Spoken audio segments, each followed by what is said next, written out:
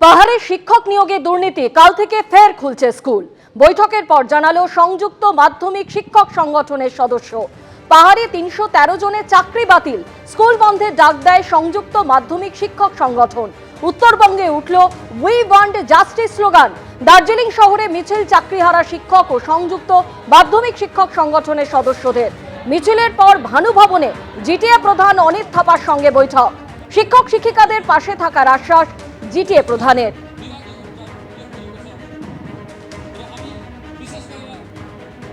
इतना साल हमने अपना समय एजुकेशन को दिया है without any payment, single penny बिना हमने इतना साल काम किया। उस वक्त तो कोई भी पूछने नहीं आया कि आप लोग कैसे काम कर रहे हैं, आप लोग मतलब जो वैक्यूम हमने फिल किया है उस वक्त तो कोई नहीं आया, कोई किसी ने भी सवाल नहीं किया। यह सवाल कब से आया है? जब से हम लोगों ने काम हमें अपॉइंटमेंट मिला है, ठीक है। तो हमको यही पूछना है कि हम लोग को अपॉइंटमेंट से आगे जो अपॉइंटमेंट हुआ है और जो बाद में हुआ है वो कौन सा प्रोसेस से आए, बस यही बता दीजिए। कौन कौन लीगल टीचर है? इफ़ यू आर इलीगल, वो is the illegal teacher in Darjeeling hills, बस यही बता दीजिए। Who is the legal one, यही बता दीजिए। सो हम वही पूछना चाहते हैं प्रशासन को भी, राज्य सरकार को भी और केंद्र सरकार को भी। और जो टीचर लोगों का थोड़ा पैनिक था, हम लोग का जो है कि पहाड़ में कोई रिक्रूटमेंट रूल्स नहीं है, जो पहले का रूल्स से चल रहा है। ये लीगल मैटर है, लीगली हम लोग फाइट करना पड़ेगा, इसलिए हम लोगों को मीटिंग बुलाया। उन टीचर लोग ने तो पूरा दार्जिलिंग पहाड़ का स्कूल बंद करने का घोषणा किया है, इसके बारे में क्या? हाँ, इसने इन लोगों ने अभी देखो, अभी ये 313 का मैटर नहीं है, क्योंकि ये इश्यू से पूरा प्रक्रिया चलता है पहाड़ का। सो पूरा स्कूल ही खाली हो जाता है। सो तब टीचर संगठन लोग स्कूल बंद करने के लिए कल से लोगों ने घोषणा किया था। सो मैं आज लोगों को रिक्वेस्ट किया है कि स्कूल बंद, ये लीगल मैटर है, हम लोग जीटीए पूरा लड़ेंगे लीगली। तो स्कूल बंद मत कर दीजिए, क्योंकि अभी स्कूल बंद करने से हमला है, बच्चा लोग का हैम्पर होगा बोल के हमने रिक्वेस्ट किया। देखेंगे ये लोग क्या करेंगे। वैसे हमारा लीगल इश्यू में भी बात करना पड़ेगा, गवर्नमेंट से भी बात करना पड़ेगा, किस हिसाब से हम लोग आगे जाए, और लॉयर से भी मिलकर बात करना पड़ेगा। পাহাড় হোক সমতল হোক, তৃণমূল যেখানে থাকবে সমস্ত জায়গায় দুর্নীতি ছাড়া আর কোনো কথা হবে না। আমার তো মনে হয় সর্বস্তরের মানুষের সমবেত হয়ে চেলাকাট ব্যবহার করা উচিত এদের প্রতি, না হলে এদের শিক্ষা হবে না। এই পরিস্থিতি সামাল দিতে হবে মমতা ব্যানার্জিকে।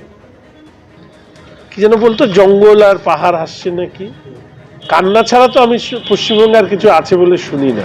এই লড়াইটা আইনগত লড়াইয়ের জায়গায় থাকুক, তাদের বিক্ষোভে আবার পাহাড়ে বর্তমানের পড়ুয়া ছাত্রছাত্রীদের যাতে ক্ষতি না হয় সেটা দেখাও কিন্তু একজন শিক্ষক হিসাবে স্বাভাবিকভাবে সেটাও মানুষ প্রত্যাশা করে। একেবারেই অন্যতম গুরুত্বপূর্ণ খবর, কেননা নবম, দশম, একাদশ, দ্বাদশের ক্ষেত্রে নিয়োগ প্রক্রিয়ার সময় বাড়ালো সর্বোচ্চ আদালত, এবং সেটা বাড়িয়ে হলো অর্থাৎ 31শে ডিসেম্বরের পরিবর্তে 31শে অগস্ট। 31শে অগস্ট পর্যন্ত চাকরি করতে পারবেন যোগ্য চাকরিহারারা। 2025-এর 31শে ডিসেম্বরের বদলে সময়সীমা বেড়ে 2026-এর 31শে অগস্ট। 8 মাস বাড়ল নিয়োগ প্রক্রিয়া শেষের সময়সীমা। 31শে অগস্ট পর্যন্ত সবেতন চাকরি করতে পারবেন যোগ্য চাকরিহারারা।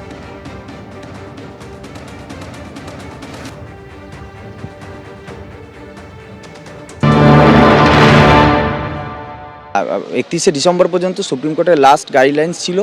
আমরাও জানতাম যে এসএসসির পক্ষে সেটা সম্ভব করা, মানে শেষ করা সম্ভব নয়, তার জন্য এসএসসিকে যেতেই হবে এক্সটেনশনের জন্য। কিন্তু আমরা একটু আশঙ্কিত ছিলাম যে কি হবে, আসলে আদৌ এক্সটেনশন দেবে কিনা, কোর্টের মর্জির উপর ডিপেন্ড করছে সব কিছু। তার জন্য আমরাও লয়ার দিয়েছিলাম এবং সেটা এক্সটেনশন হয়েছে। তো তার জন্য স্বাভাবিকভাবে একটু স্বস্তি, কারণ হচ্ছে যদি 31শে ডিসেম্বরের মধ্যে শেষও হলো না, আবার সব কিছু আটকেও গেল, তো সেক্ষেত্রে একটা বড় সংখ্যক শিক্ষক শিক্ষিকা যারা সম্পূর্ণ নিরপরাধ হওয়ার পরেও চাকরি হারিয়েছে, তারা কিন্তু ভীষণভাবে ক্ষতিগ্রস্ত হতো এবং তাদের খুবই ক্ষতিগ্রস্ত তার জায়গা যেত। কারণ আমরাও চেয়েছিলাম যাতে এক্সটেনশন হয় এবং আমরাও লয়ার দিয়েছিলাম, তো এক্সটেনশনটা হয়েছে, এটাকে আমরা পজিটিভলি নিচ্ছি। এখনো সুযোগ আছে, যারা যোগ্য শিক্ষাকর্মী শিক্ষক শিক্ষিকা আছে এসএসসি 2016 প্যানেল, তাদের যোগ্য তালিকাটা এখনও কান ধরে কলকাতা হাইকোর্টে মামলা চলছে, সেখানে প্রকাশ করলে তারা সেই তালিকা অ্যাপ্রুভ করে সুপ্রিম কোর্টে পাঠিয়ে দেবে, সবার চাকরি ফিরে যাবে। কিন্তু মুখ্যমন্ত্রী চান কেবলমাত্র অযোগ্য যারা টাকা দিয়েছে, যারা ঘুষ দিয়েছে তাদেরকে বাঁচাতে হবে। 1806 জন কি অযোগ্য শিক্ষকদের তালিকা, জনগণের করের টাকা এই অযোগ্য শিক্ষকদের দেওয়া হয়েছে। আমি বিচারকদের অনুরোধ করব, সুপ্রিম কোর্ট হাইকোর্ট, যে মাননীয় মুখ্যমন্ত্রীর বিরুদ্ধে শতপ্রণোদিতভাবে ব্যবস্থা নিন। জনগণের করের টাকা খরচা করে তিনি এদেরকে বেতন দিয়েছেন, কেন চাকরি চুরির দায় নিয়ে মুখ্যমন্ত্রীকে গ্রেপ্তার করা হবে না? দেখুন 8 মাসের এক্সটেনশন এরা যে প্রসেসের মধ্যে দিয়ে আমাদের নিয়ে যাচ্ছে SLST 2, তার জন্য প্রয়োজন ছিল এবং এটা যে হবে আমরা জানি। ফ্রেশ সিলেকশন অ্যাফোরসেট পোস্ট, অর্থাৎ 2016 প্যানেলের যে ভ্যাকান্সি ছিল সেই ভ্যাকান্সিতে ফ্রেশ সিলেকশন লিখে নিয়ে আসলো, ফ্রেশ রিক্রুটমেন্ট নিতে পারলো না টাইমের মধ্যে। এই যত প্রক্রিয়া কেবলমাত্র অযোগ্যদের বাঁচাও, নিজেদের গদি বাঁচাও, চাকরি চুরির দুর্নীতি কোনো মিলিয়ে দাও। এখন ভোট আসছে 26 সালের, মিলিয়ে দাও, গুলিয়ে দাও, ওদের চাকরি দরকার নাই। কারণ মুখ্যমন্ত্রী শিক্ষকদের চাকরি দিতে চান না, তিনি সেই টাকা দিয়ে খেলা করবেন, মেলা করবেন, দান খয়রাতি করবেন, ভিক্ষা দেবেন আর যোগ্য শিক্ষকদের মারবেন। কারণ সুপ্রিম কোর্ট বলেছিল যারা অযোগ্য তাদের বেতন ফেরত দেওয়ার কথা, এখনো পর্যন্ত বেতন ফেরত দিয়েছে? অর্থাৎ চাকরিহারারা প্রশ্ন তুলছেন সাময়িক স্বস্তি নয়, দীর্ঘস্থায়ী সমাধান চাই এবং সেটা একমাত্র করতে পারে রাজ্য সরকার এবং SSC।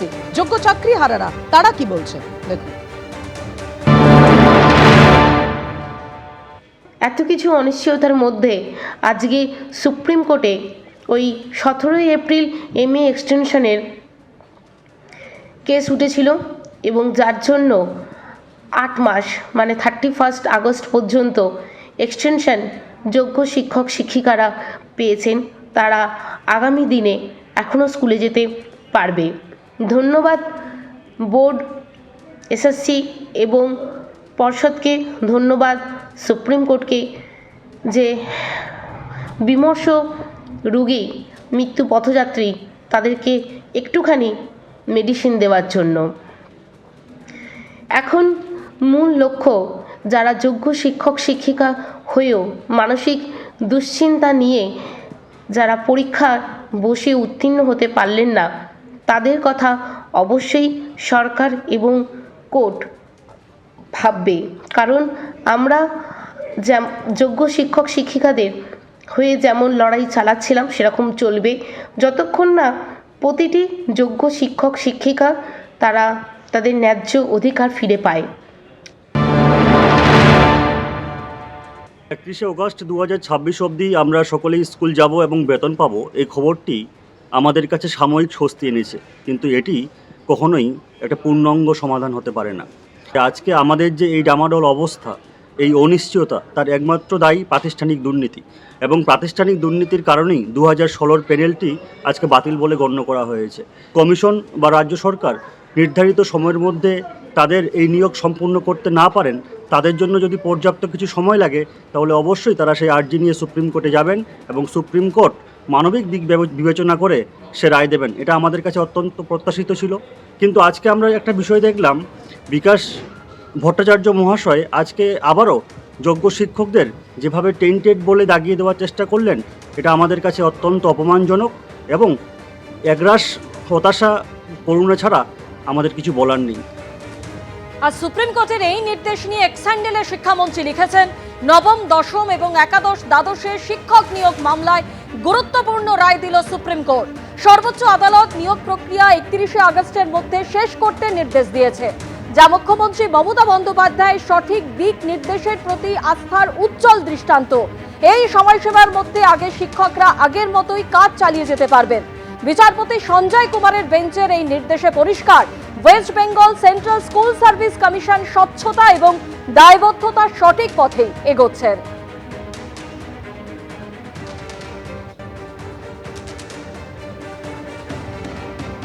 এবিপি আনন্দ, এগিয়ে থাকে, এগিয়ে রাখে।